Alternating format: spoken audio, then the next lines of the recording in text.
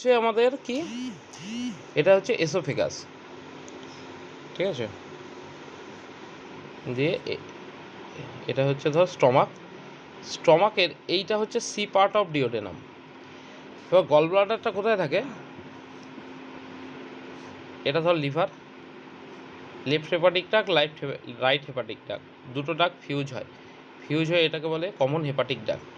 গল ব্লাডারের ঠিক পিছন দিকে এরকম জায়গা করে, এটা ব্যাক সাইড, পিছন দিকে এইটা থাকে গল ব্লাডারে এটাকে বলে সিস্টিক ডাক্ট।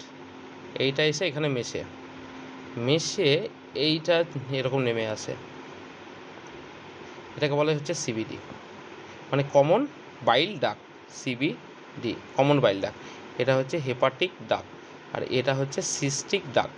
এটা গল ব্লাডার, প্রতি মুহূর্তে বাইল তৈরি হয়ে এই দিয়ে এসে এর মধ্যে লিকুইডটা জমছে। এবার যখন স্টমাকে আমাদের খাবার আসছে, খাবারটা কোথায় আসছে, খাবারটা যখন এই ডিওডেনামে আসছে, তখন এটা ব্যাক সাইড, পিছন দিক দিয়ে আসে, এই ডাকটা পিছন দিক দিয়ে এসে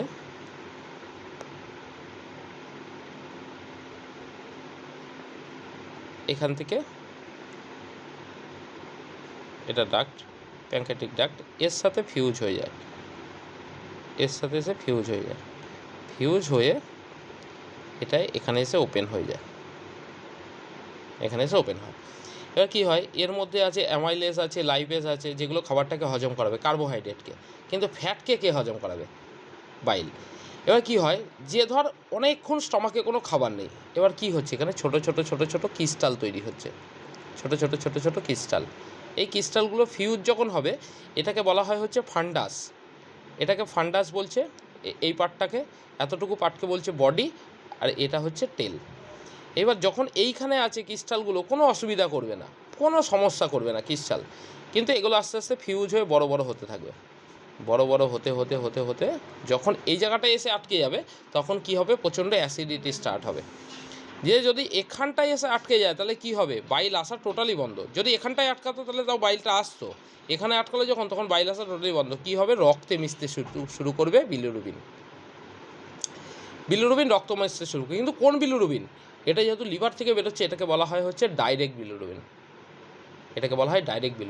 তাহলে যদি ব্লাড টেস্ট করি আমি দেখবো ডাইরেক্ট বিলিরুবিন বেড়েছে, তাহলে আমি বুঝতে পারবো যে গল ব্লাডার অবস্ট্রাকশন হয়েছে, এবং পেশেন্টের যে জন্ডিস, এই জন্ডিসটাকে বলা হয় অবস্ট্রাকটিভ জন্ডিস, কারণ অবস্ট্রাকশনের কারণে পেশেন্টের আপার রাইট অ্যাবডোমিনাল, পেটের ওপর দিক ডান দিক করে প্রচণ্ড ব্যথা হবে, ঘাড়ে ব্যথা হবে, পিঠে ব্যথা হবে যদি এখানে হয়, আর পেশেন্টের কী হবে, বিলিরুবিন বাড়বে।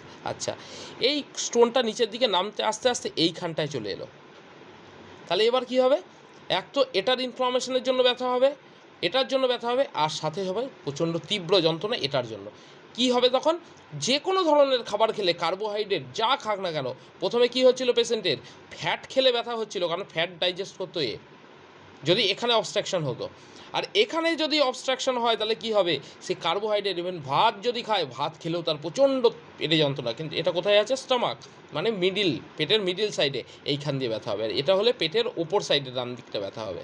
এই হলো, এটাকে হচ্ছে গলব্লাডার স্টোন কেন হচ্ছে, একটা হচ্ছে ফাস্টিং, খালি পেটে থাকার জন্য, একটা হচ্ছে ফিমেল, মেয়েদের বেশি হয়, আবার একটা হচ্ছে এজ 40 বছর বয়স হয়ে গেলে। আর কি হয়,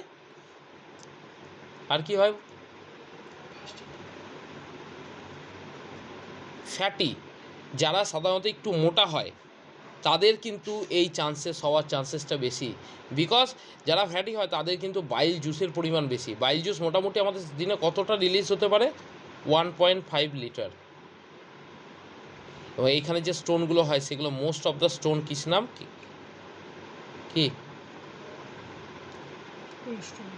কোলেস্টেরল স্টোন। এই হলো ব্যাপার। সিমটমস কী কী থাকবে, আপার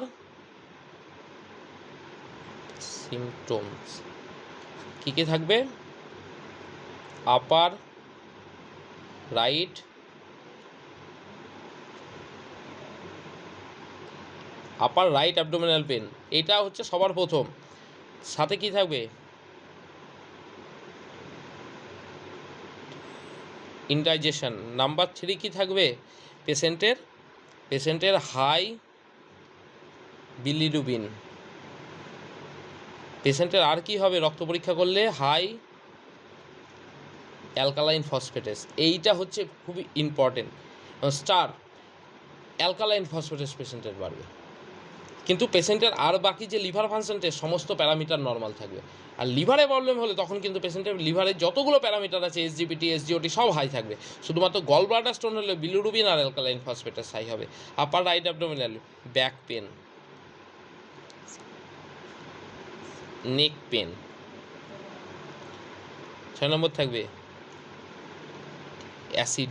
অ্যাসিডিটি হবে পেশেন্টের, প্রচণ্ড বেশি অ্যাসিডিটি হবে, ঠিক আছে? এই কটা। আর ফ্যাটি